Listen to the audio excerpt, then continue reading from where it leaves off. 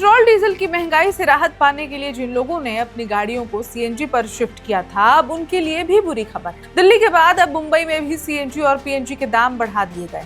और खास बात ये भी है कि मई महीने में ये कोई पहली बढ़ोतरी नहीं है। लगातार बढ़ती कीमतों ने आम आदमी की बजट पर सीधा हमला बोल दिया है। नमस्कार, मैं हूं ऋचा पराशर और आप देख रहे हैं वन इंडिया हिंदी।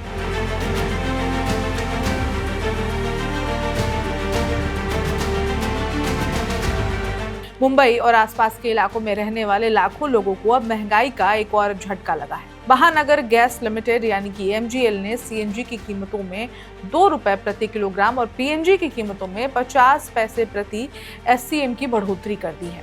नई दरें 29 मई की आधी रात से लागू हो चुकी है। इस बढ़ोतरी के बाद मुंबई में सीएनजी का दाम 84 रुपए प्रति किलो से बढ़कर 86 रुपए प्रति किलो हो गया है। वहीं घरेलू पीएनजी की कीमत अब 52 रुपए प्रति स्टैंडर्ड क्यूबिक मीटर पहुंच गई है। यानी अब सिर्फ गाड़ी चलाना ही महंगा नहीं होगा, बल्कि घर का चूल्हा जलाना भी लोगों की जेब पर अतिरिक्त बोझ डालेगा।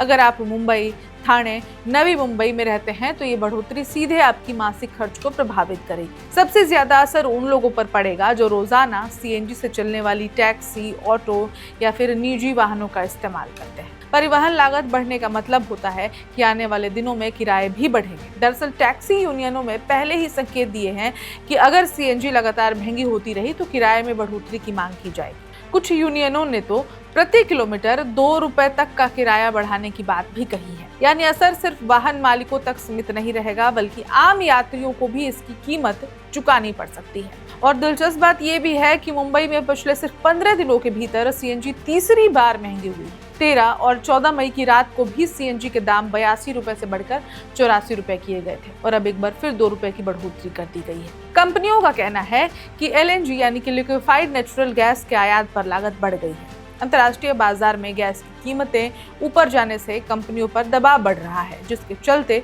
खुदरा कीमतों में इजाफा करना उनकी मजबूरी बन गई है। लेकिन सवाल ये है कि आखिर इसका बोझ हमेशा आम जनता ही क्यों उठाए।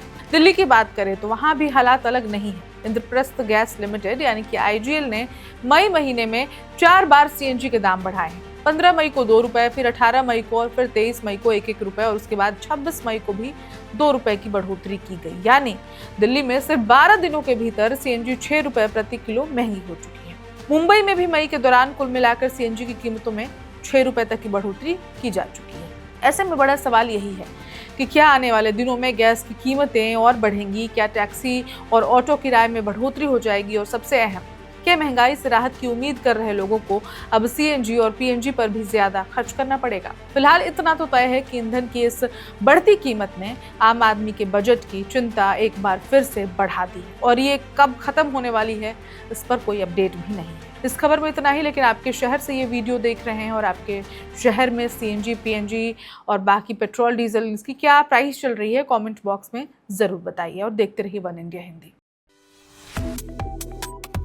वन इंडिया को सब्सक्राइब करें और कोई भी अपडेट मिस न करें। अभी वन इंडिया ऐप डाउनलोड करें।